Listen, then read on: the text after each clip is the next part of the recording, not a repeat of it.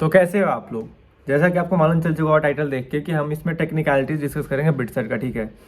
तो बिना आपका टाइम वेस्ट किए जो सबसे बड़ा जो सब्जेक्ट है ना, जो सबसे ज़्यादा क्वेश्चंस मेरे से पूछे जा रहे हैं रिगार्डिंग की इम्प्रूवमेंट पेपर जो लोग दे रहे हैं वो एलिजिबल है कि नहीं है। तो सबसे पहले मैं आपको बताऊं कि एलिजिबिलिटी क्राइटेरिया ये होता है कि फिजिक्स केमिस्ट्री मैथ्स तीनों का जो ओवरऑल परसेंटेज है ना, इन तीनों का मिला के तीनों का मार्क्स सम अपॉन 3 आपका 75 या 75 से ऊपर होना चाहिए, ठीक है। अब आते हैं कि इंडिविजुअल क्या होना चाहिए। तो हर सब्जेक्ट में फिजिक्स केमिस्ट्री मैथ्स में आपका इंडिविजुअल मार्क्स जो होना चाहिए 60 के ऊपर होना चाहिए। ये हो गया जो बिटसेट का क्राइटेरिया है एलिजिबल होने का आपका। अब आते हैं कि जो लोग इंप्रूवमेंट दे रहे हैं, तो इंप्रूवमेंट का भी दो कैटेगरी होता है, ठीक है। पहला कैटेगरी ये होता है कि मान लीजिए आपने 2023 में पेपर दिया और आपके किसी भी कारण से क्राइटेरिया फुलफिल नहीं हो पा रहा था, वो 75% वाला या 60 मार्क्स वाला, तो आपने 2 महीने बाद एक सीबीएसई इंप्रूवमेंट के लिए ऑफर करता है। उसमें आपने वो इंप्रूवमेंट फॉर्म भरा है ना, पेपर के 2 महीने बाद वाला, एंड उसमें आपने किसी फिजिक्स मैथ्स या केमिस्ट्री जिसमें भी आपका काम फंस रहा था उसको अपने इंप्रूवमेंट के लिए पेपर दिया, उनसे आपके मार्क्स इंप्रूव हो गए ना, आपको लग रहा है कि आप एलिजिबल हो गए बिटसेट के लिए, जो कि बिट्स अलाउ नहीं करता है क्योंकि उसमें आपके मार्कशीट पे लिखा हुआ आता है अपीयर्ड फॉर इंप्रूवमेंट। बिट्स क्या चाहता है? बिट्स ये चाहता है कि आप पूरा 1 साल वापस से पढ़ो क्योंकि आपने बोर्ड्स को सीरियसली नहीं लिया, ठीक है। इस चक्कर में क्या करना पड़ता है आपको, आपके पास 2 ऑप्शन होते हैं। आप तो या तो आप किसी स्कूल के थ्रू वापस से रजिस्टर करो, या फिर आप as a private CBSE student भी अपने आप को रजिस्टर कर सकते हो। उसके अंदर क्या होता है कि आपको प्रैक्टिकल पेपर्स नहीं देने होते हैं, साल भर का वेट करना होता है। आपके प्रैक्टिकल के मार्क्स पुराने वाले जो थे आपके 23 वाले वो जुड़ेंगे, एंड 24 में आप नए बच्चों के साथ वापस से पेपर दोगे 12th बोर्ड्स का, ठीक है।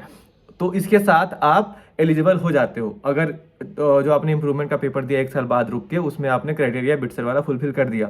उस केस में आपके मार्कशीट पे अपीयर्ड फॉर इंप्रूवमेंट लिख के नहीं आता है, उस केस में बिट्स आपको अलाउ करता है। तो सीधी सी बात यह है कि अगर आपके मार्कशीट पे अपीयर्ड फॉर इंप्रूवमेंट लिखा हुआ आ रहा है तो बिट्स उस चीज को अलाउ नहीं करेगा, ठीक है। इसके बाद आते हैं जो छोटे मोटे डाउट्स है, लाइक ये मेजर कंसर्न था तुम लोग का, इसलिए मैंने इसको कंसीडर करा और सबसे पहले बताया, ठीक है। उसके बाद जो छोटे मोटे डाउट्स ये थे कि एनआईओएस बोर्ड वाला, एनआईओएस बोर्ड बिल्कुल अलाउड है, तो कोई दिक्कत नहीं उस चीज़ की।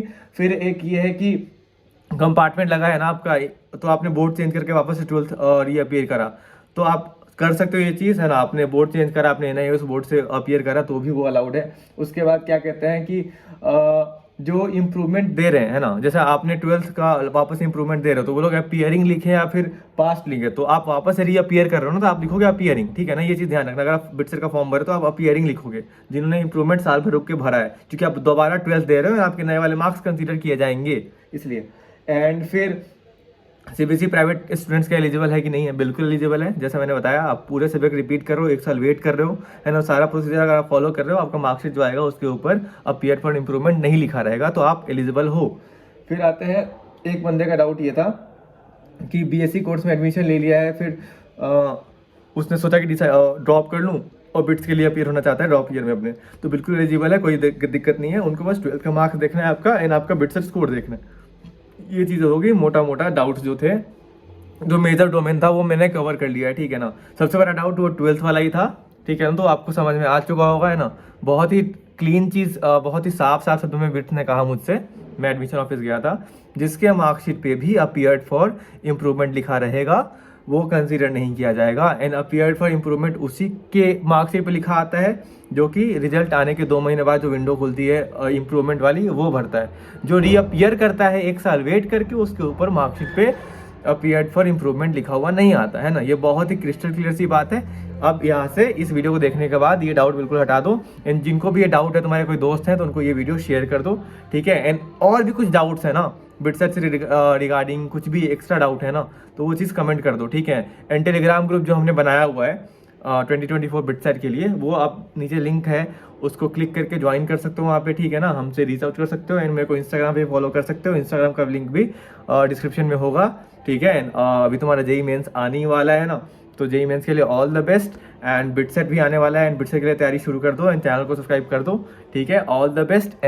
हाँ, तो गाइस सब्सक्राइब अगर नहीं किया है आपने तो सब्सक्राइब कर दो, क्योंकि उससे लाइक मेरे को खुशी होगी एंड मोटिवेशन मिलेगा आपको, आपके लिए और अच्छा वीडियो बनाने के लिए। एंड साथ में अगर आपके डाउट्स रह गए हैं तो उनको कमेंट सेक्शन में छोड़ दो, ताकि वो फिर मेरे ऊपर आ जाएगा कि मैं उसको एड्रेस कैसे करता हूँ। अगर छोटा सा डाउट होगा तो मैं कमेंट में रिप्लाई कर दूंगा, एंड अगर कुछ मेजर से डाउट हुआ तो उसके ऊपर एक सेपरेट वीडियो बना दी जाएगी मेरे द्वारा। तो ठीक है, इसे सब्सक्राइब करना ना भूलो, एंड शेयर लाइक तो कर ही दो, है ना, ये तो मतलब मेरे को बोलना ही नहीं चाहिए। Bye bye.